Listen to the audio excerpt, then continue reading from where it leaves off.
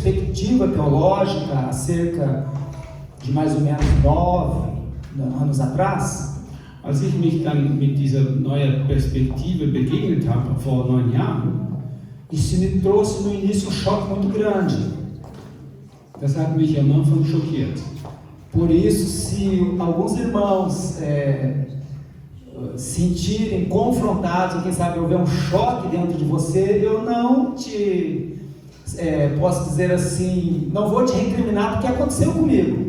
Und falls du heute bei dem Wort etwas schockiert fühlst oder konfrontiert oder irgendwie befremdet bist, was ich sage, ich kann dich nicht richten, weil so ging es mir auch mal vor 9 Jahren. Mas eu quero dizer aos irmãos que tudo aquilo que irei falar aqui, eu tenho plena certeza que é a palavra de Deus, porque Deus revelou a mim, não é Deus falou no meu ouvido, não é isso. Also alles, was ich sagen werde, bin ich überzeugt, dass es Gottes Wort ist. Mas só para os irmãos entenderem assim, um pouquinho como é que aconteceu.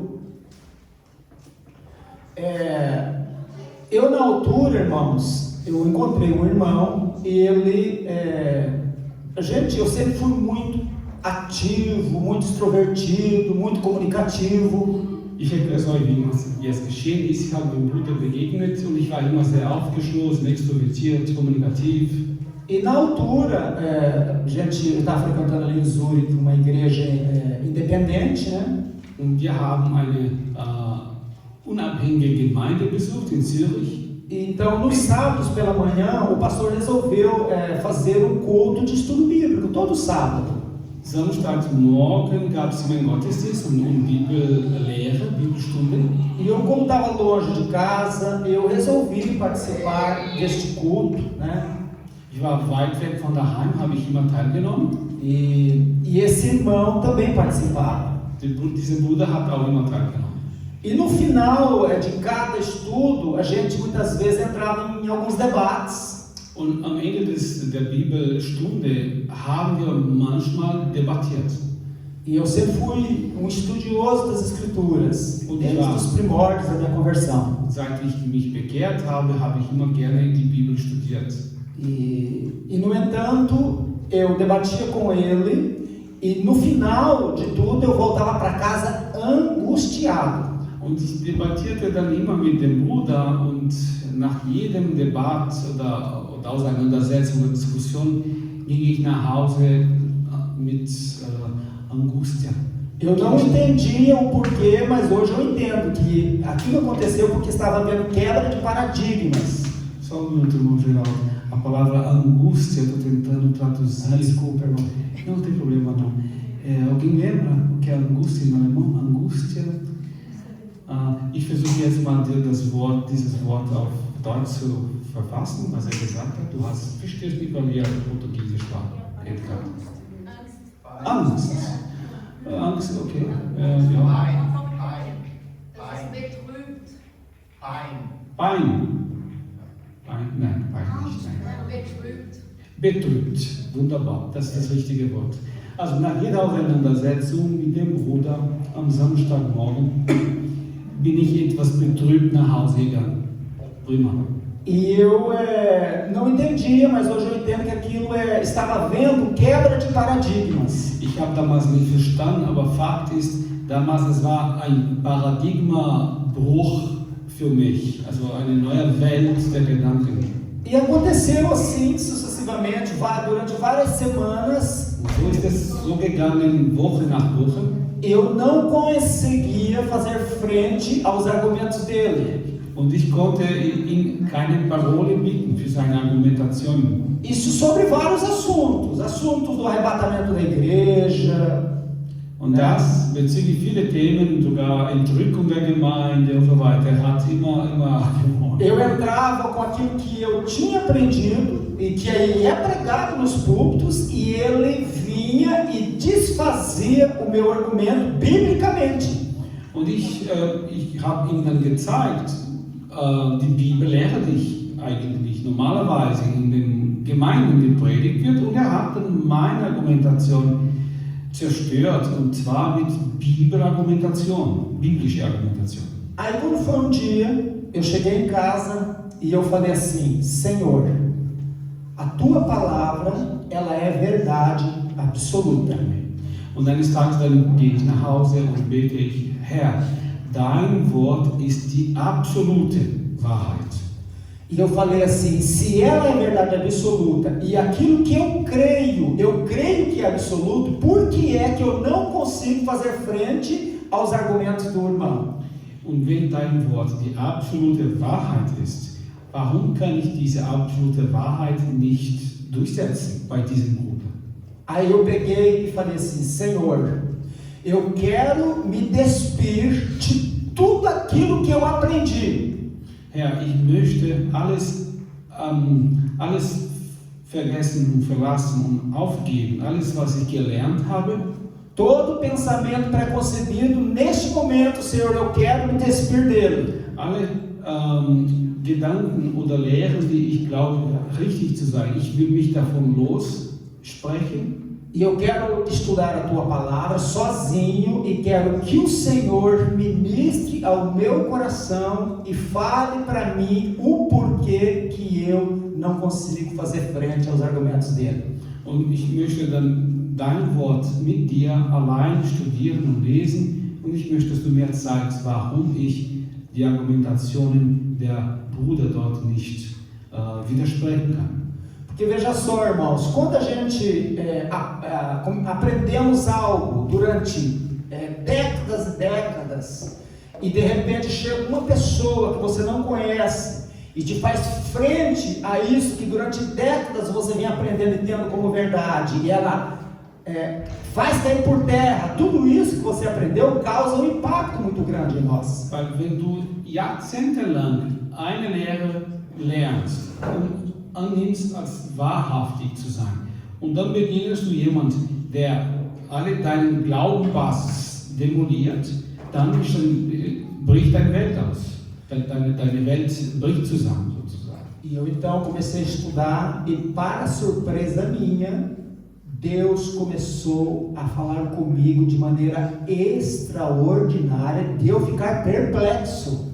Und ich habe dann angefangen, das Wort zu studieren und Gott hat mich so überrascht. Ich war wirklich sehr überrascht, wie Gott zu mir gesprochen hat in dieser Zeit. E eu às vezes até falava: meu Deus, Senhor, por que eu não conseguia ver isto antes? Und ich sagte, wieso konnte ich vorher so nicht sehen? E isso transformou a minha vida, irmãos. Das hat mein Leben verändert. Então eu, a partir dali, comecei a me aprofundar, a estudar, a comprar material, a pesquisar.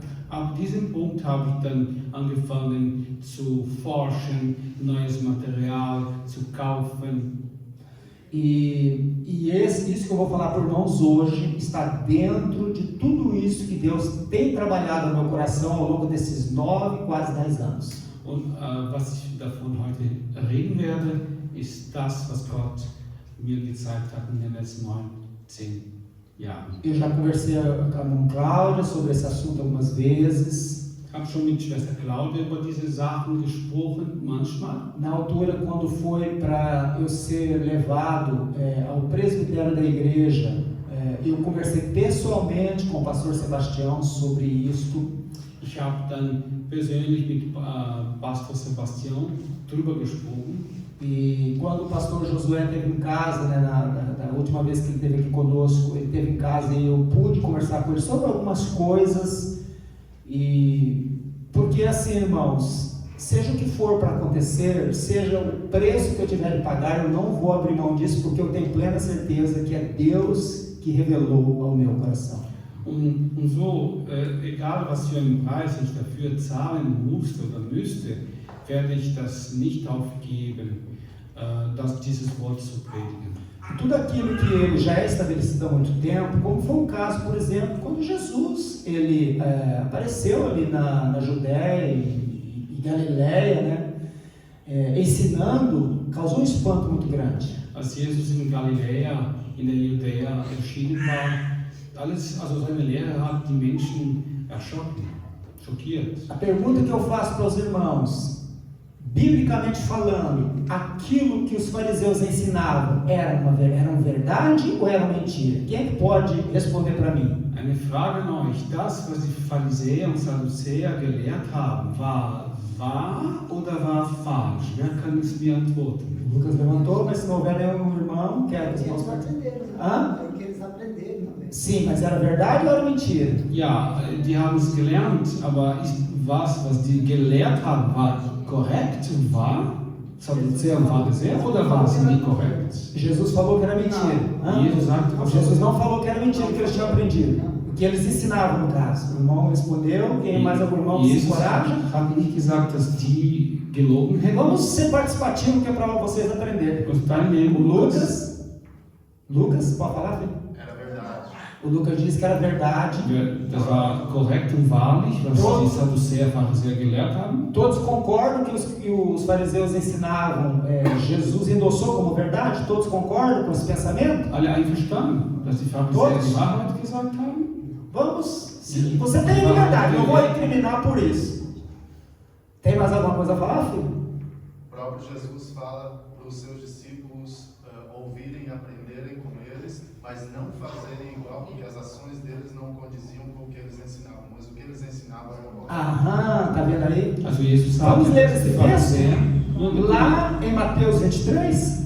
Matthäus Kapitel 23, da ist der Text, von dem Lukas jetzt gesprochen hat. Mateus Kapitel 23. Se eu não conseguir terminar hoje, não tem problema, a gente vai, não vamos ter pressa.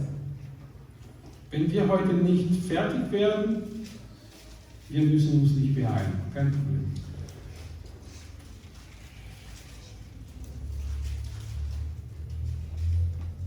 Diz assim, capítulo 23 e versículo 2. Vers 2.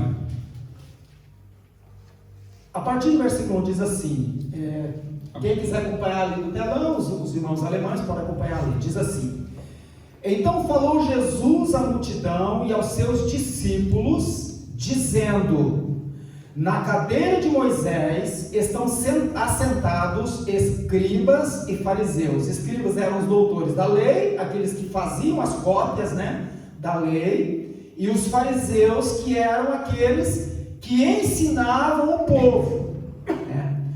Aí diz assim, todas as coisas, pois, que vos disserem ou vos ensinarem, que observeis, veja, tudo aquilo que eles ensinarem vocês a observar, aí diz assim, observai-as e fazei-as, mas não procedais em conformidade com as suas obras, porque dizem e não praticam. Veja só, então o problema dos fariseus não é o que eles ensinavam em palavras, mas eram as atitudes deles. Das Problem der Pharisäer war nicht, was die gelehrt haben, sondern was die getan haben. E a questão é, o que é que eles ensinavam? Die Frage ist, was ist denn, was die gelehrt haben?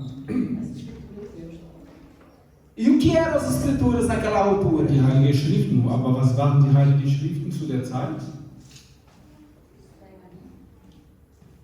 Era a antiga aliança, o Antigo Testamento. Das Alte Testament. Então veja só, é importante a gente salientar isso, porque, veja só, normalmente, nós como cristãos evangélicos, es ist ja wichtig, das zu betonen, weil wir normalerweise als Evangelikalen nós tendemos a dizer assim, não, de um modo geral falando, o Antigo Testamento é para os judeus, das Alte Testament ist für die Juden, o Novo Testamento é para a igreja, das Neue para Testament nós. ist für die Gemeinde, für uns. Por isso eu acato o que o Novo Testamento ensina. Deswegen respektiere ich das, was das Neue Testament lehrt. E a pergunta é, o Novo Testamento ou a Nova Aliança ensina alguma coisa que a Nova não ensina? Ou no caso, que a Antiga não ensina? Lehrt das Neue Testament etwas, was das Alte Testament nicht lehrt? Porque quando Jesus disse isso, Jesus estava falando para quem? Para quem que ele estava falando? Que era para eles obedecerem, observar o que os escribas e fariseus ensinavam. Estava falando para quem? Para os seus Discípulos, que depois se tornaram quem? Os apóstolos de Jesus e aqueles que foram precursor do Evangelho na terra. Also Jesus hat diesen Text oder diese Rede war zu seinen Jüngern und das Volk, die Juden, und seine Jünger sind dann die Apostel der Gemeinde geworden. Por isso, irmãos, veja só, quando nós vemos na palavra de Deus algumas versículos falando de escrituras, tanto nós podemos entender escritura no sentido de antiga aliança, como no sentido de as duas alianças juntas. Wenn wir Schriften lesen, dann dürfen wir ruhig verstehen Alt- und Neutestament zusammen. Porque o Novo Testamento, a Nova Aliança, como nós temos hoje, ele só passou a estar disponível para toda a igreja a partir do 4º século da nossa era. Das Neue Testament, wie wir es kennen heute, wurde verfügbar erst ab dem 4. Jahrhundert. Então os irmãos vejam que havia uma necessidade, né, surgiu um problema. Por que surgiu esse problema? Porque os gentios, né, os das nações foram inseridos na igreja. Eles abriram, né, essa oportunidade. Gott hat diese Tür geöffnet für die Heiden aller Welt. E começou a surgir alguns questionamentos. Und es fing dann an, so Fragen wurden gestellt. E Deus então começa a usar os apóstolos para elucidar todas essas dúvidas. Und Gott hat den Apostel gebraucht, um alle diese Fragen und Zweifel zu klären, die Unklarheiten zu klären. E aí surgiram as cartas ou epístolas. Und die Briefe sind dann entstanden. Surgiram os evangelhos para falar daquilo que Jesus fez enquanto homem aqui na terra. Die Evangelien sind entstanden, um zu erzählen, was Jesus bewirkt hat. Mas, por exemplo, no início, 1º e 2º Coríntios foi para a igreja que estava em Corinto. 1. und 2. Korinther für die Gemeinde in Korinther. Aos Efésios para a igreja de Éfeso. Die Epheser für E die assim Epheser. sucessivamente. Und so weiter und so fort. Meus irmãos, vejam, daí, com o passar dos anos, dos séculos, aquilo foi sendo reunido num só compêndio. Im Laufe der Jahre, der Jahrhunderte sind alles in einem Kompendium, zusammen in einem, sagt man das, eine Bibliothek zusammengebracht. E por volta aí, entre o ano 350 até o ano 365, 370, é que eles conseguiram formar, né, o cânon bíblico, a igreja católica, a igreja apostólica romana, na verdade, na altura, né, formou esse cânon, e é a Bíblia que nós usamos hoje, que temos. É claro que eles têm mais alguns livros, né, que nós não temos. Und bis zu Jahr 370 hat dann damals schon die katholische Kirche die Bibel und das Kanon der Schriften, der Heiligen Schriften dann zusammengestellt. Die haben ein paar Bücher mehr, aber im Groben und Ganzen ist die Bibel, die wir haben. Por isso, quando os irmãos lerem ali na Bíblia, Paulo falando assim, olha, traz os pergaminhos que eu deixei, a minha capa e os pergaminhos que eu deixei lá em Troade. Paulo, na verdade, ele estava falando das escrituras hebraicas. Wenn Paulus sagt, wenn du kommst, bitte bring mit meinen Pergamenten und meine Kappa, mein Mantel, das ich vergessen habe. Wenn er von Pergamenten spricht, dann os pergaminhos eram textos hebraicos. Hebraicos escritos em peles de animais de carne. Das waren die Pergamenten in Ziegelhaut von Texten aus dem Hebräischen und Aramäischen. Então eram escrituras hebraicas. E ele ensinava na igreja as escrituras hebraicas. Sie haben die hebräischen Texte gelehrt in der Gemeinde. De forma que foi se desenvolvendo, claro, depois fosse desenvolvendo a chamada teologia cristã ao longo dos séculos. Die christliche Theologie hat sich dann im Laufe der Jahrhunderte entwickelt. Por isso, os irmãos já ouviram falar, né, no chamado pais da igreja, Agostinho, Tomás de Aquino e muitos outros. Ihr habt dann von den Vätern der Kirche gehört, Augustinus und der andere Thomas de Aquino. Vários outros, né, que são chamados os pais da igreja. Und viele andere, die sind dann die Väter der Kirche genannt. Mas, conforme foi avançando, a igreja cristã foi se expandindo entre as nações, entre os gentios. Und so, indem die christliche Gemeinde sich weiter verbreitet hat unter den Heiden, A igreja foi se distanciando, podemos dizer assim, dos como é que eu posso me expressar aqui? Foram se distanciando dos costumes judaicos. Os judeus foram deixando de ser importantes na igreja. Die christliche Gemeinde hat sich von der jüdischen Tradition distanziert. Das Judentum und die jüdische Gebräuche sind dann nicht mehr so wichtig gewesen. E os irmãos vejam que entre os apóstolos, quantos gentios são mencionados entre os apóstolos? Wie viele Heiden sind zitiert? Quem pode apontar um? Wer kann das sagen? Nenhum. Kein einziger. E dos escritores do Novo Testamento, nós temos dois, que provavelmente um era um prosélito judeu, que era Lucas. Wir haben zwei biblische Verfassungen im Neuen Testament. Eines davon war Lukas, er ist dann zum Judentum bekehrt. E Tito, que foi o escritor da carta de Tito, no caso. Und Titus, die seine Briefe geschrieben hat. Se não me foge a memória, os irmãos podem me corrigir se eu estiver errado, mas tirando esses, todos os escritores do Novo Testamento eram judeus. Wenn ich mich nicht irre, ihr könnt mich korrigieren, aber alle Verfasser des Neuen Testaments waren Juden. Por isso, irmãos, nós não vamos conseguir entender a Bíblia de forma plena, o Novo Testamento de forma plena, se nós não estudarmos dentro do ponto de vista histórico-cultural daquela época. Wir werden das Neue Testament nicht völlig verstehen, wenn wir die soziale und historische Kontexte von damals nicht berücksichtigen. E normalmente os maiores erros que nós cometemos na vida teológica é porque nós desassociamos o texto daquele contexto histórico. Und der Hauptursache, Quelle für Probleme der Interpretation, Auslegung des Neuen Testaments ist, dass wir den Text von dem Kontext der Zeit auseinandernehmen. E eu dou um exemplo aqui aos irmãos. Vamos abrir na nossa Bíblia. Gib mal ein Beispiel. Öffnen wir unsere Bibel na carta de Paulo aos Gálatas. Der Brief Paulus an den Galater. No capítulo 3. Galater Kapitel 3.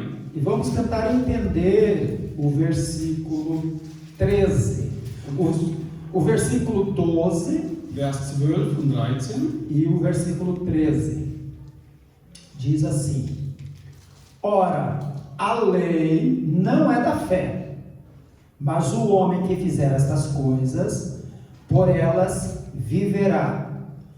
Cristo nos resgatou da maldição da lei, fazendo-se maldição por nós, porque está escrito: maldito todo aquele que for pendurado no madeiro. Então vejam só, esse texto aqui, ele, a grosso modo falando, ele nos induz ao erro. E eu pergunto aqui para os irmãos, o que Paulo quis dizer com que Cristo nos libertou da maldição da lei? Tirando aqui o Lucas por enquanto, algum irmão poderia responder para mim? Was können wir darunter verstehen? Christus hat uns von der Verdammnis des Gesetzes frei gemacht. Der Text hier kann schon ein bisschen verwirrend sein. Os irmãos alemães podem participar. Deutsche Geschwister, Bruder Karl-Heinz, Bruder Edgar, teilnehmen. Qualquer irmão que tiver uma opinião pode dizer alguma coisa. O Lucas quer dizer alguma coisa, filho? Lucas? Sim. No caso aqui da maldição da lei, ele está falando do preço que existe quando há uma transgressão da lei. Ou seja, ele nos livrou do preço que tínhamos que pagar pela transgressão, que seria a morte. Mas não está falando que a lei é uma maldição. Tá vendo? Also Verdammnis des Gesetzes, so habe ich schon übersetzt, gerade so auch vom Hören, spricht eigentlich von den Sündenlohn. Ne? Durch das Gesetz kennen wir, was falsch ist, und wenn wir dann sündigen, sind wir dann verdammt oder verurteilt durch das Gesetz, weil wir ungehorsam sind. Und Christus hat uns davon befreit. Então, do ponto de vista aqui do Lucas, o que Paulo estava falando não é que a lei era uma maldição. So nicht, dass das Gesetz an sich ein Verdammnis war für die Menschen, Mas é que eu, através de transgredir a lei, estava debaixo de maldição. sondern dass ich durch das Ungehorsam gegenüber das Gesetz in Verdammnis falle. Os irmãos estão entendendo aqui como é que muda completamente? Mas baseado em que nós podemos argumentar desta forma? Aber basiert an was dürfen wir so argumentieren? Se você for abrir a sua Bíblia, lá em Deuteronômio, no capítulo 28, vamos abrir ela para ler, só para a gente ter só uma noção, Deuteronômio 28. 5. Mose, Kapitel 28.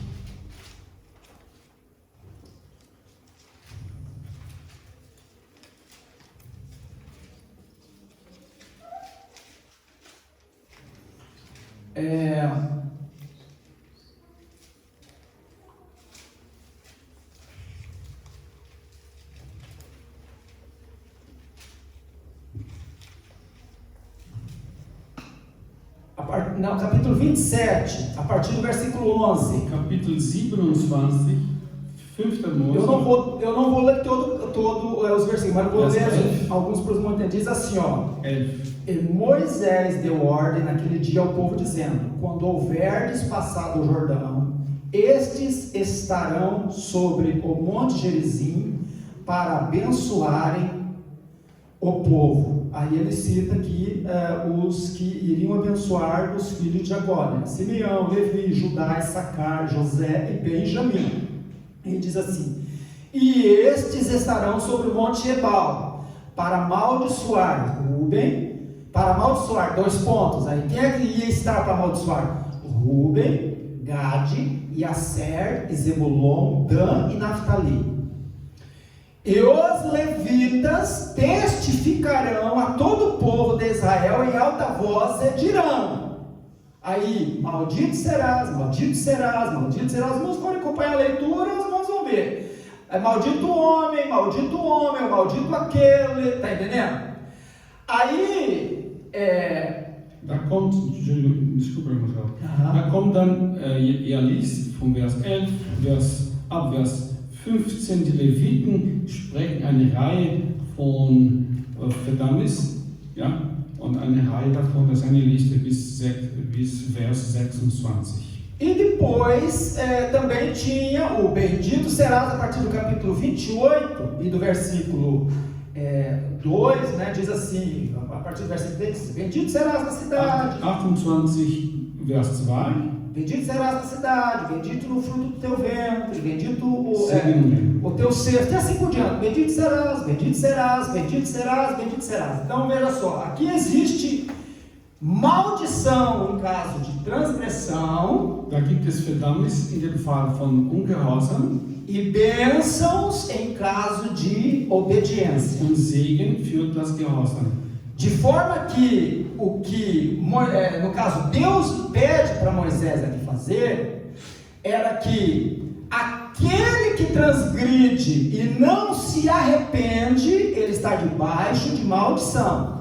Was Gott hier von Mose gebeten hat und orientiert hat, ist zu sagen, wer hier ungehorsam ist und sich nicht bereut und bekehrt, ist unter Verdammnis. E ao contrário também é verdadeiro. O que obedece automaticamente seria abençoado. Und der Gegensatz ist auch wahrhaftig, wer gehorcht, ist gesegnet, wird gesegnet. Mas o grande problema é que quem era capaz de obedecer toda a lei sem quebrá-la? Das Problem war, wer wäre in der Lage gewesen, das ganze Gesetz zu gehorchen, ohne das Gesetz zu brechen? Deus sabia que era impossível o homem obedecer toda a lei sem transgredi-la. Gott wusste es. Es ist unmöglich für den Mensch, das ganze Gesetz zu gehorchen, ohne in einem Punkt zu sündigen, zu brechen. Mas o mesmo Deus que sabia que era impossível, ele dá um escape. Aber der Gott, der das wusste, hat dann eine Tür gegeben, einen Ausweg geschafft. Ele então institui os sacrifícios para que por meio do sangue, do preço de uma vida inocente, nesse caso antes de Jesus, os animais sacrificados, Hat dann das System des Opfers, damals dann noch durch die Tiere. A pessoa, ao se arrepender, ao reconhecer que precisava do perdão, se dirigia ou até o tabernáculo, antes do templo, ou então até o templo, na altura que ele passou a existir. Der Mensch, der sich dann bereut hat und erkannt hat, ich habe hier und da gesündigt, ist dann zum Tempel oder zum Tempel gegangen. Então ele levava um animalzinho. Hat ein kleines Tierchen mitgenommen. O animal tinha que ser perfeito. Das Tier müsste perfekt sein. E aí ele estendia a mão sobre a cabeça do animal. Die Hand gestreckt auf den Kopf des Tieres. E naquele momento que ele estendia a mão sobre a cabeça do animal, havia uma transferência de culpa.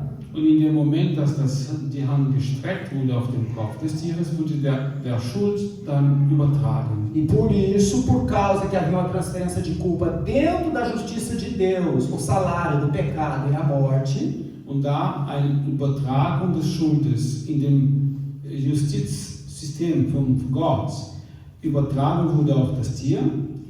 Então, se havia uma transferência de culpa, quem tinha transgredido era o homem, que merecia a morte, alguém tinha que morrer no lugar dele, pagar o preço daquele pecado. Der Mensch hat gesündigt, müsste den Preis für die Sünde mit dem Tod bezahlen, aber seine Schuld wurde aufs Tier übertragen. Então morria o animal no lugar do transgressor. Dann starb das Tier anstelle von dem Übertreter. Mas o projeto de Deus era que houvesse um tipo de sacrifício que resolvesse o problema do pecado na sua raiz. Aber das Projekt Gottes war, das Problem der Sünde in seinem Wurzel zu lösen.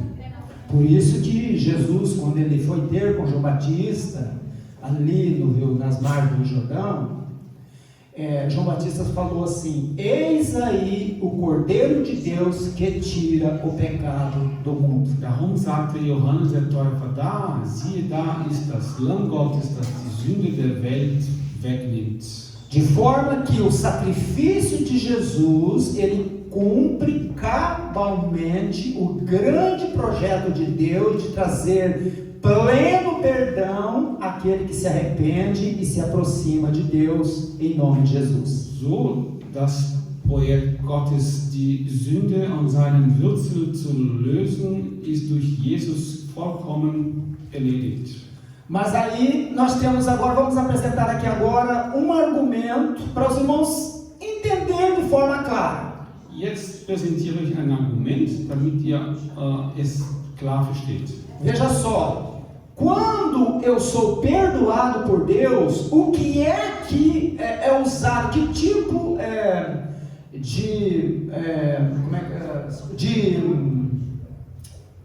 atributo de Deus no caso, ativado no momento do meu arrependimento para receber esse perdão? Wenn ich von Gott vergeben werde, welche Attribut oder Qualität Gottes wird jetzt aktiv, wenn ich von ihm vergeben werde? Quem pode responder? Alguns irmãos aqui. Wer kann das? Qual é o atributo que é ativado? Welche Qualität? No momento que um pecador se arrepende, pede perdão, qual é o atributo de Deus que é ativado para liberar esse perdão? In dem Moment, dass der Sündiger sich bereut und die Vergebung bittet, welche Qualität Gottes wird gerade jetzt dann aktiviert? Alguém poderia responder? Graça. Gnade. Não é misericórdia. Eu vou depois dizer para os irmãos a diferença entre misericórdia e graça. Já falei, mas é sempre bom a gente estar falando que nós muitas vezes achamos que é a mesma coisa, não é? Então é a graça de Deus. Gnade Gottes, nicht die Barmherzigkeit, sondern die Gnade Gottes. O amor e a graça de Deus, eles são ativados. Die Gnade Então Gottes. veja só, a graça de Deus, né, a graça, ela está em Deus, mas o poder de usufruir dela está em nós, no homem. Die Gnade ist in Gott und kommt von ihm, aber die Fähigkeit von der Gnade Gebrauch zu machen, ist in uns. Agora veja só, por exemplo, vou aqui fazer uma colocação aos irmãos. Nós temos, a igreja cristã de modo geral, ela maximiza, podemos dizer assim, o atributo amor, graça e misericórdia, se esquecendo de justiça. Das Christentum stellt die Liebe, Gnade und Barmherzigkeit ganz oben und vergisst der Punkt Gerechtigkeit. Mas só que o mesmo Deus que é gracioso e amoroso e misericordioso, ele também é Deus justo. Aber der gleiche Gott, der Liebe, Barmherzigkeit und Gnade zeigt, ist auch gerecht. Então ele não vai abrir mão do seu atributo justiça, porque ele é gracioso. Gott wird seine Gerechtigkeit nicht aufgeben, nur weil er gnädig ist. Então, não abrindo mão, acontece uma coisa conosco quando nós aceitamos a Jesus como nosso Salvador. Also da das nicht aufgibt, seine Gerechtigkeit, wenn wir Jesus als unser Retter annehmen. O que diz ali o texto de 2 Coríntios, no capítulo 5? 2 Korinther, Kapitel 5. E versículo 17. Vamos ler, para nós entendermos o que diz aquele texto? 2 Korinther 5, Kapitel 5, Vers 17. Diz assim o texto.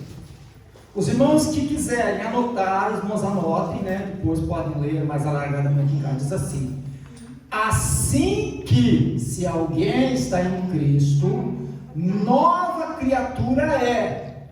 As coisas velhas já passaram, eis que tudo se fez novo. Então, os irmãos, vejam só. Nós nos tornamos uma nova criatura em Cristo. Wir werden durch Jesus neue Geschöpfe.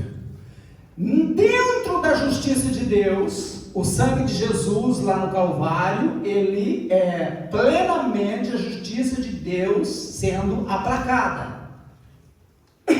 Das Blut Jesu am Golgotha, ou a ira sendo aplacada, no caso, né, contra o pecado, melhor dizendo. Die Rache Gottes oder Zorn, wunderbar. Wer hat Zorn gesagt? Bruder Karl-Heinz. Der Zorn wird dann durch das Blut Jesu am Golgotha getilgt. O que acontece? Só que como ele é justo, alguém tem que morrer. Não é só Jesus que morreu. Tem que haver também uma morte em mim por causa do que eu fiz, da minha rebelião contra Deus. Aber da wegen der Gerechtigkeit Gottes, jemand muss noch sterben.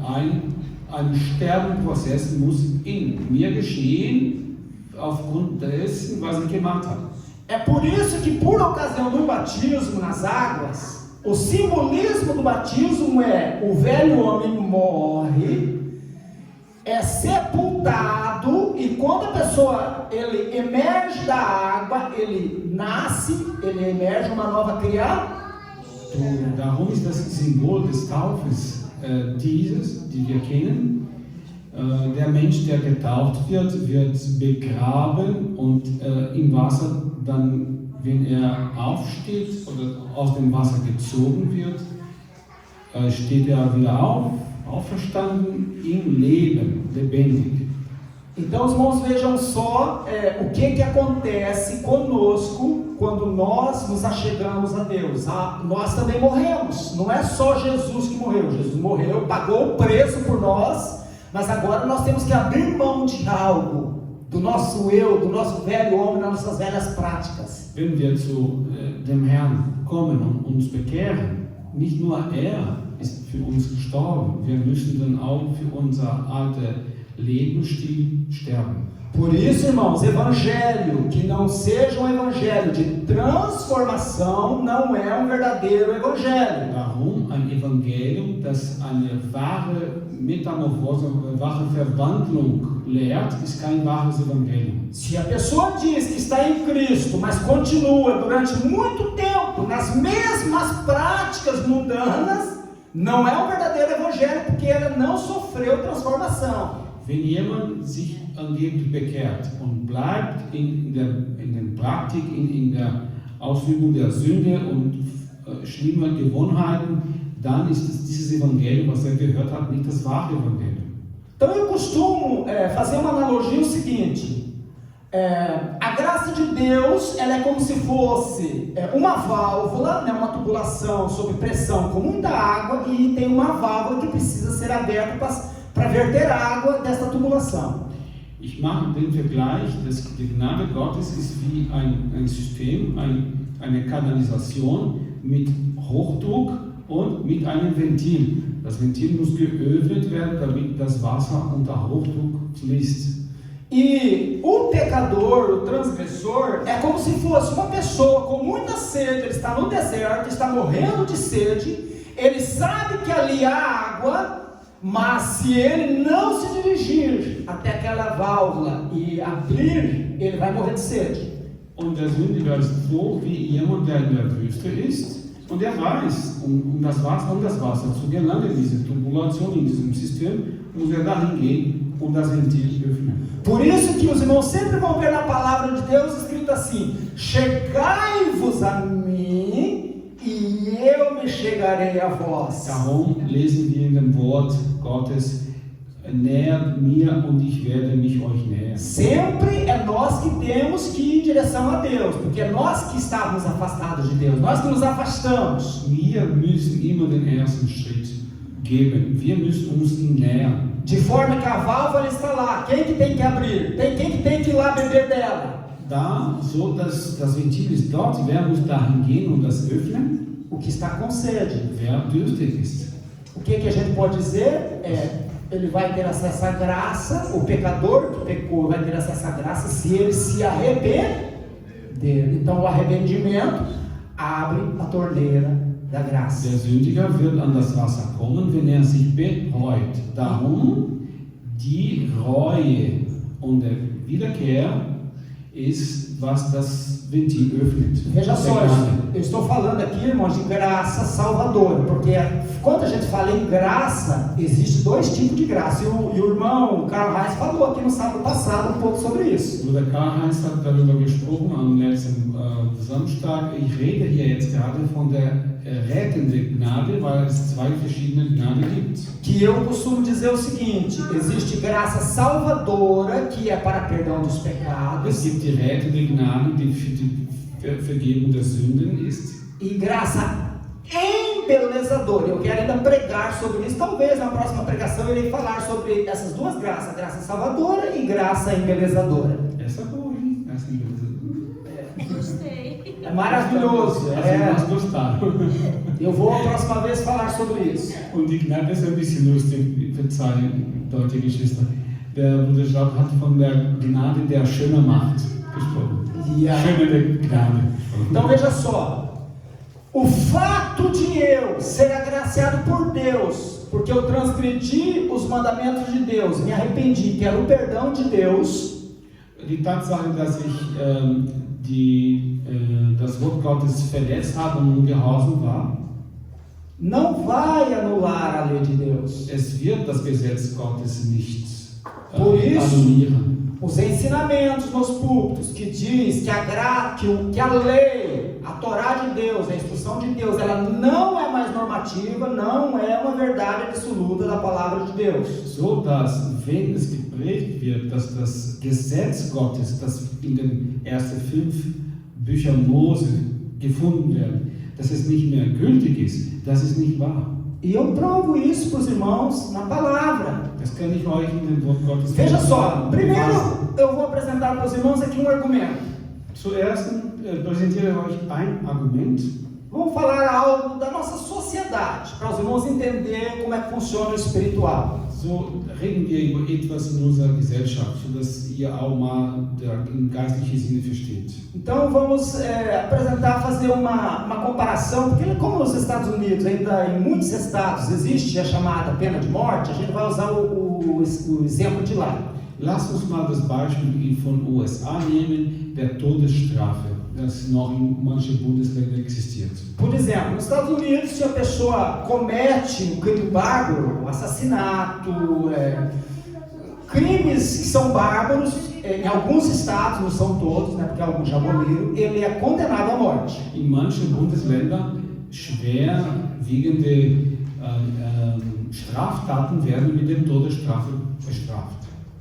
Na palavra de Deus, nós sabemos que existem pecados que são para a morte e pecados que não são para a morte. In dem Wort Gottes wird gesprochen von Sünde, die zum Tod führen, und manche, die nicht zum Tod führen. Então eles entendem isso de forma literal. Se a pessoa matou, assassinou, ele deve morrer. Die nehmen das per Wort, wenn jemand eine Person umgebracht hat, getötet hat, diese Person muss auch getötet werden. Então vamos supor que uma pessoa matou, cometeu crimes bárbaros e foi condenada à morte, está no corredor da morte, é marcado um dia para que ele venha a ser morto. Stellt euch mal vor, ein Krimineller ist jetzt verurteilt worden und steht kurz davor, die Todesstrafe zu bekommen. No dia da execução da pena, existe um telefone em uma sala específica. Am Tag des Durchziehen des Todesstrafes, es gibt da einen Raum, wo ein Telefon steht. Que está uma pessoa específica ali só para atender aquele telefone. No caso de ele tocar, é de surto. Imediato ele tem que atender o telefone. An diesem Telefon ist eine Person speziell nur für dieses Telefon, wenn das klingt, sie soll sofort dahin gehen und abnehmen. Porque o único, no caso de uma pena de morte, o único que pode revogar a morte do infrator lá nos Estados Unidos é o governador. Die einzige Person, die dieser Todesstrafe widerrufen kann, für diesen Mensch an diesem Tag ist der Gouverneur des Bundeslandes. Pode ser encontrada uma prova que a pessoa é inocente e de repente o governador telefona e aborta a execução. Literalmente acontece isso. Pode acontecer de eles encontrarem uma prova, né, que a pessoa é inocente e imediatamente o governador liga e fala: abortem a execução. Es kann passieren, dass sie einen Beweis finden, dass dieser Verurteilte frei sprechen, dass bewiesen wird, dass unschuldig ist, und der Gouverneur kann dann die Sentenz stornieren. Então, na nossa analogia, vamos fazer o seguinte: a pessoa está lá, o telefone tocou, o camarada atende, nos últimos segundos dele ser morto, o governador fala: abortem, e a pessoa atende e fala: oh, aborta logo, e a pessoa não é morta. Es kann passieren, dann in der letzten Sekunde der Gouverneur ruft an und sagt: stornieren, nicht umbringen, nicht töten, und die stornieren dann und mesmo que, vamos supor que a pessoa realmente é culpada, né? O governador resolveu dar um indulto. A gente vai fazer uma figura do governador com quem? Jesus. Auch wenn der schuldig ist, kann der Gouverneur ihn verzeihen. Wir werden jetzt den Gouverneur mit Jesus vergleichen. O homem que está ali para atender o telefone, vamos colocar ele como a figura do Espírito Santo. Der Mensch, der da zuständig ist für dieses Telefon, nehmen wir an, ist der Heilige Geist. Então a pessoa, ele é libado, né? Ele não é mais condenado, ele novamente vai ser inserido na sociedade. Der Verurteilte wird vergeben und wird nochmal in die Gesellschaft eingebürgt. E a pergunta é, isso é muito importante, o fato dele receber o perdão, dele ser agraciado com o perdão, vai, no caso, tirar a responsabilidade dele perante as leis civis, ele vai ter mais alguns anos ainda para viver em sociedade. Isso significa que, por causa que ele foi agraciado, a tremenda graça, Estou acompanhando. pode? Ele não vai mais precisar, quer dizer, ele foi agraciado, foi perdoado, então agora ele não vai mais precisar obedecer às leis do país, quer dizer, agora as leis não valem mais para ele.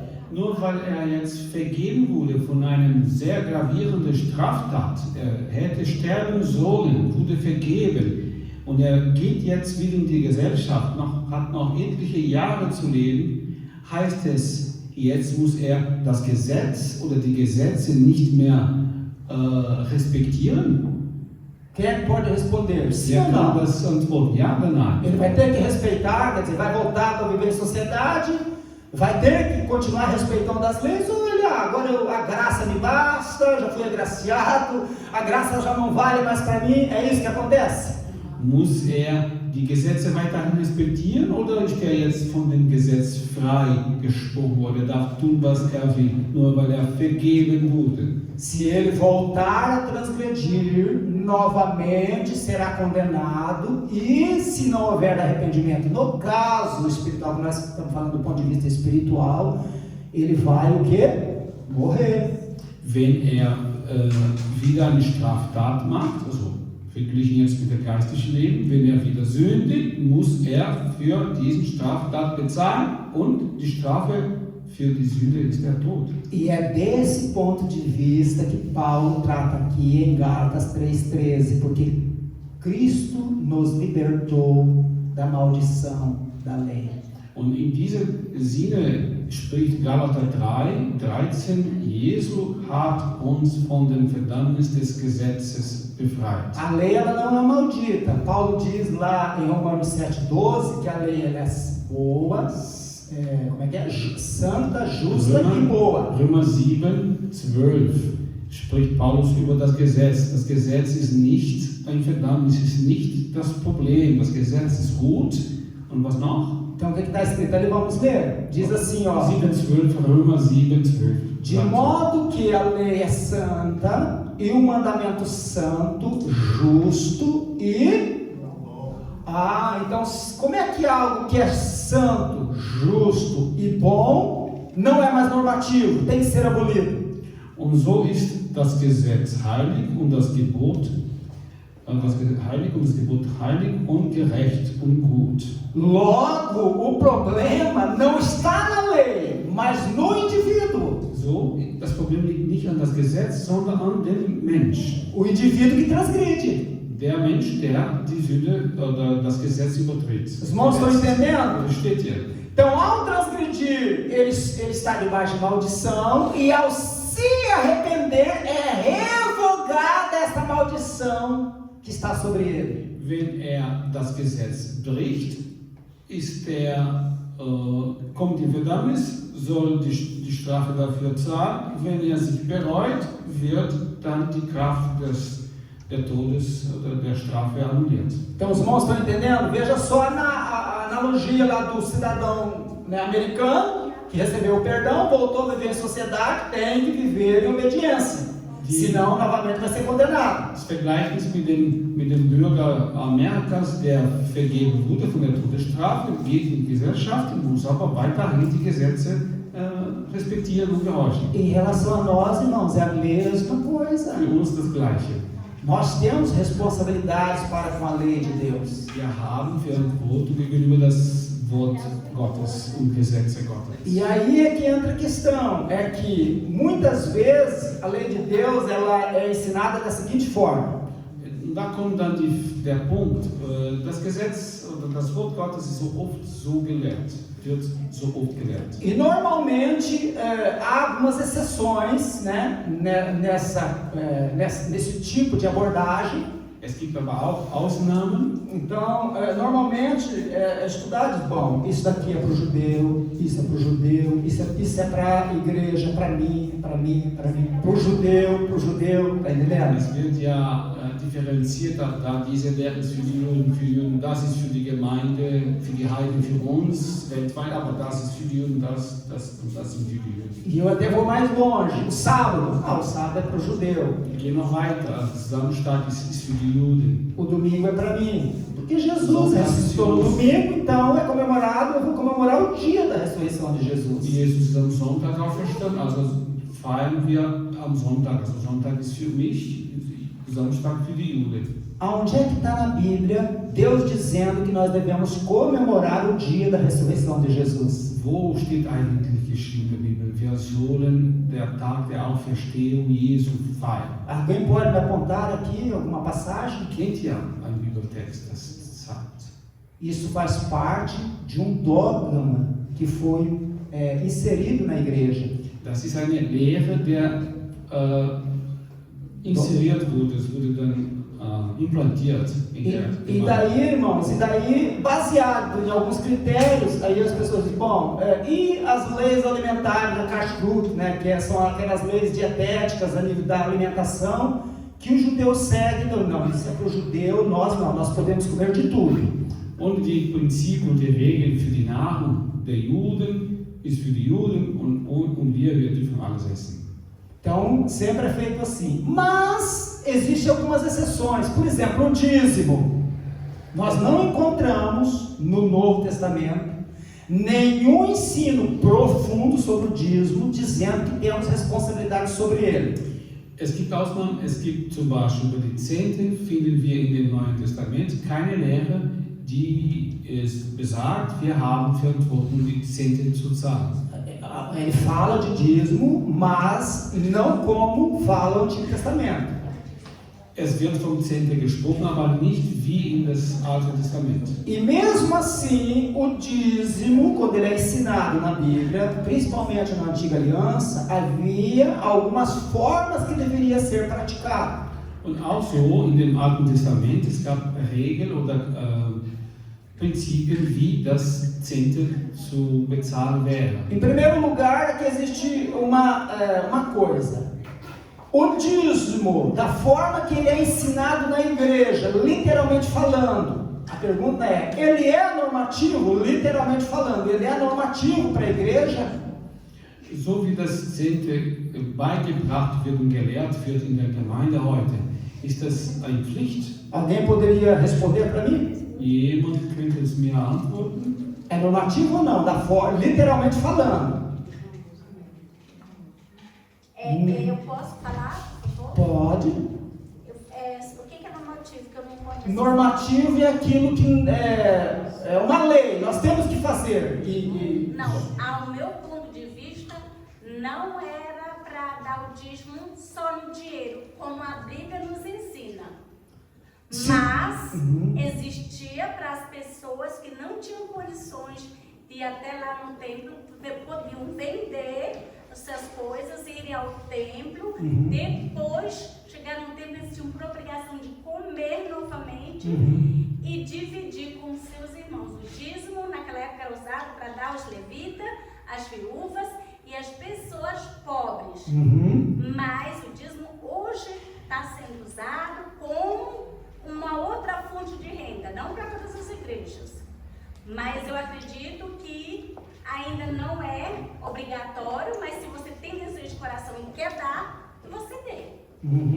Quem é que coaduna com o pensamento da irmã Eliane? Os irmãos aqui, ninguém vai ser crucificado, vamos ter liberdade de nossa. Eu falo do que eu li aqui na Bíblia. Amém, irmã, amém. Alguém coaduna com esse pensamento? O Jemand Lucas, ist einverstanden? quem mais? Ich soll mal kurz übersetzen, weil Gerald. Herr Edgar guckt mich so verblüfft, was hat sie gesagt? Folgendes, oder nicht? Ich verstehe. So, deswegen übersetze ich. Ja, die Meinung der Schwester ist ein bisschen ausgedehnt gesprochen, ne? Aber es geht darum, dass die Zehnte damals war sinnvoll investiert und heute wird es oft dann mal anders gemacht. Die Zehnte werden erhoben für andere Zwecke. Ne? Und damals war, um die Leviten zu unterstützen, die Menschen, die sozial benachteiligt waren und so. Das ist ihre Meinung. Und die Frage von Bruder Geraldo ist, wer ist mit ihr einverstanden? Então eu vou aqui dizer aos irmãos para a gente não perder muito tempo.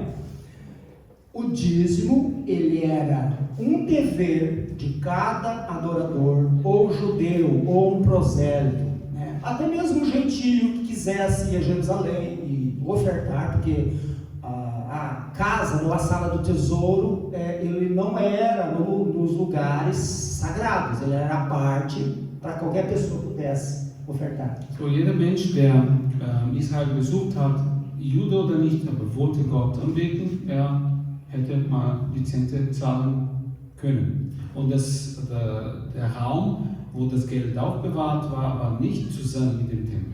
Então veja só, o dízimo era dado numa estrutura de templo, porque havia um cerimonialismo em relação ao dízimo.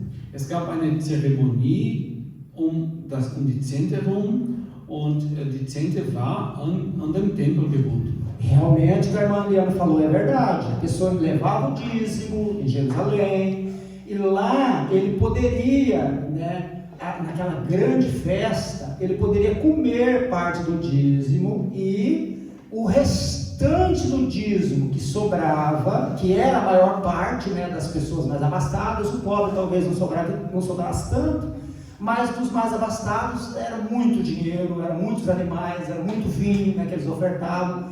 Então a maior parte era dado aos levitas para distribuírem. Also die Zehnten wurden gebracht und geopfert und gegeben oder bezahlt in Jerusalem, und dann gab es Menschen, die reich waren, es gab Menschen, die arm waren, und dann kam so viel zusammen. Die haben dann auch davon gegessen, in Form der Tiere, die als Teil der Zehnte gegeben wurden. Und am Schluss gab es dann so viel Überschuss, so viel übrig, dass die Leviten dann haben dann auch davon bekommen. Então os irmãos vejam que quando chegava no terceiro ano, né, so sind wir eles tinham, havia um cerimonialismo que eles deveriam, ao comparecer em Jerusalém, eles deveriam falar assim: Senhor, tudo aquilo que o Senhor nos ordenou em relação ao dízimo, nós fizemos. Eu não dei o dízimo quando eu estava de luto. Pronto, e ali um cerimonialismo, não lembro aqui o texto, né? Se o Lucas conseguir encontrar, filho, coloca aí para nós, onde eles fazem aquilo, cerimonialismo. Eu não dei por causa disso, não dei, mas eu fui fiel ao Senhor. Se não me engano, está em Levítico no final, ou no final de Levítico, ou no final de Números. Lukas sucht gerade in der 3. oder 4. Mose einen Text, der über die Zehnte spricht. De forma que havia todo um cerimonialismo, e daí muitas vezes, principalmente as igrejas reformadas, né, elas dizem assim: nós só temos responsabilidade com a lei moral, a lei cerimonial ela foi abolida em Cristo. Se toda a lei cerimonial foi abolida em Cristo, o dízimo também foi abolido, porque fazia parte da lei cerimonial. João, não tem agora que falar um pouquinho mais devagar, porque está muito bom, está muito bom. Esse é um texto muito rico, né, em detalhes. Eu preciso traduzir para os irmãozinhos ali, e o meu cérebro aqui está começando a se cansar. Então vamos falar de novo. Foi muito bom, só que não deu para pegar tudo. Amém. Se a lei cerimonial, né, como diz alguns ramos evangélicos, né, cristãos, principalmente os reformados, né, se ela foi abolida, die Gesetze oder das Gesetz der Zeremonie den Zehnten ali o Lucas encontrou Levítico nicht mehr gültig ist. Deuteronômio 26, 13. Aí, vamos ler para a gente entender o que eles tinham que dizer. Então, o alemão pode ler ali na versão em alemão. 5. Mose 23, 26, Vers 13. 5. Mose 26, 30. Então diz assim, olha, eu vou lendo lá, diz assim, ó, e dirás perante o Senhor teu Deus, tirei da minha casa as coisas consagradas e as dei ao levita, ao estrangeiro, ao órfão e à viúva, conforme todos os teus mandamentos que me tens ordenado. Amém. Não transgredi nenhum dos teus mandamentos, nem deles me esqueci. Amém. So sollst du vor Jehova deinem Gott sprechen, ich habe das Heilige aus dem Hause weggeschafft und habe es auch dem Leviten und dem Fremdling, der Waise und der Witwe gegeben, nach all deinem Gebot, das du mir geboten hast. Ich habe deine Gebote nicht übertreten noch vergessen. Aí o versículo 14, delas não comi no meu luto. Por quê? Porque eles comiam parte do dízimo. E o dízimo era algo que era consagrado ao Senhor. Die haben Teil von dem Zehnten gegessen und das Zehnte war dem Herrn gewidmet. Aí diz assim, ó, nem delas tirei coisa alguma, estando eu imundo, quer dizer, tinha se contaminado por causa de algumas situações que tornavam a pessoa impura, né? Nem delas dei para algum morto, ouvi a voz do Senhor meu Deus, conforme tudo o que me ordenaste tenho feito. Ich habe nicht davon gegessen in meiner Trauer, ich habe nicht davon weggeschafft als ein Unreiner und habe nicht davon für einen Toten gegeben. Ich habe der Stimme Jehovas, das ist Vers 14, E agora vem meines Gottes gehorcht. Ich habe getan nach allem, was du mir geboten hast. Das ist Vers 14, Kapitel 26. E agora vem a segunda parte, que normalmente acontece duas coisas, irmãos. Normalmente a gente entende, falamos não, só em bênção, bênção, bênção, bênção. Então a primeira parte é a parte do compromisso, né? Das erste Teil ist ein Kompromiss, outra palavra não. Da obediência e fidelidade a Deus. Das erste Teil ist das Gehorchen, das Gehorsam und die Loyalität Gott gegenüber. E agora vem a pessoa ter sido fiel a Deus. Agora vem a segunda parte em que eles também oravam. Diz assim, ó: olha desde a tua santa habitação, desde o céu, e abençoa o teu povo de Israel, e a terra que nos deste, como juraste a nossos pais, terra que mana leite e mel. Vers 15 ist das zweite Teil, wann dann die Juden oder wer die Zehnte gegeben, bezahlt hat, betet. Vers 15. Aí o versículo 16: neste dia o Senhor teu Deus te manda observar esses estatutos e preceitos, portanto os guardarás e os observarás com todo o teu coração e com toda a tua alma. Vers 16 anschließend, ihr könnt auch lesen. O 16, né? E daí diz assim o versículo 17, ó: hoje declarastes ao Senhor, quer dizer, vocês verbalmente perante o Senhor, vocês declararam, né? Hoje declaraste ao Senhor que Ele te será por Deus, e que andarás nos seus caminhos, e guardarás os seus estatutos, os seus mandamentos e os seus preceitos, e darás ouvidos à sua voz. Aí diz assim, ó, outro sim, o versículo 18, outro sim: o Senhor hoje te declarou que lhe serás por seu próprio povo, como te tem dito, e que deverás guardar todos os seus mandamentos, para assim te exaltar em honra, em fama e em glória sobre todas as nações que criou, e para que sejas um povo santo ao Senhor teu Deus, como Ele disse. Aí a gente vai parar por aqui, os irmãos podem acompanhar o resto da leitura em casa. Então vamos, vejam só. já é inclusive 7h30, eu vou falar mais um pouquinho, a gente vai concluir, vou passar um pouquinho, os irmãos me perdoem. Isso é muito importante. Então veja só, irmãos, eles davam o dízimo, mas tinham que, a cada 3 anos, se acontecer a cada 3 anos, eles tinham que fazer essa declaração perante o Senhor, porque era uma estrutura de templo. Die haben die Zehnte bezahlt, aber alle 3 Jahre müssen die Juden diese Deklaration, kann man sagen, sie müssen das sagen.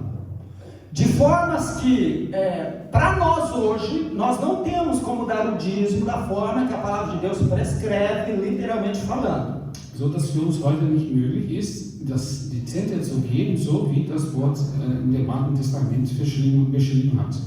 E daí, se nós não temos esta obrigação, literalmente falando, esse dever, então de que forma que nós deveremos nos comportar? Also wenn wir nicht verpflichtet sind, so zu bezahlen, so wie sollen wir uns benehmen? Toda lei existe o que nós chamamos de espírito da lei, ou espírito do mandamento, aquilo que está implícito. Also das Gesetz hat der Geist des Gesetzes, was dahinter steckt, ist, was damit gemeint ist. Então, apesar de não haver templo, mas continua havendo necessitada, continua havendo viúva, estrangeiro, órfão, não é verdade? Nós ajudamos, por exemplo, Moçambique, e assim por diante. Es gibt keinen Tempel mehr, aber es gibt weiterhin Menschen, die pflegebedürftig sind, Witwen, Waisenkinder, die Kinder in Mosambik zum Beispiel. Então, qual é a lição que nós podemos tirar disso tudo, né, em relação ao dízimo? Was können wir dann bezüglich den Zehnte lernen? Welche Lektion können wir daraus lernen? O principal princípio é que Deus é dono de todas as coisas. Das Hauptprinzip ist, dass Gott der Besitzer aller Dinge ist. E assim como Ele é gracioso e misericordioso, não deixando faltar para nós o que comer, o que beber, o que vestir, So wie gnädig zu uns ist und uns mangelt an gar nichts, nós também deveremos fazer com que as pessoas que estão à nossa volta, ou não havendo necessidade à nossa volta, olhar para aqueles que estão mais distantes, para que eles venham ter o que comer, o que beber e o que vestir. so sollen wir uns darum kümmern, Menschen, die uns herum sind, und wenn hier in der Umgebung keiner bedürftig ist, eben Menschen, die weiter weg sind, dass sie genug zum Essen und Trinken bekommen. Então, desta forma que nós devemos dizimar e ofertar na casa de Deus, extraindo o princípio que está na lei do dízimo e das ofertas. Also wir nehmen das Prinzip der Opfer und Zehnte der Bibel, um das zu praktizieren in der Gemeinde heute. Amém? Vamos encerrar, porque tem muita coisa ainda que falar, mas eu falo numa próxima oportunidade, porque a gente temos outros textos para tratar. In nächster Gelegenheit dann machen wir weiter, haben wir weitere Texte.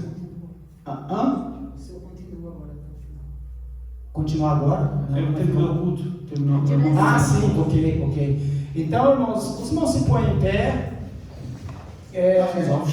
Numa outra oportunidade nós vamos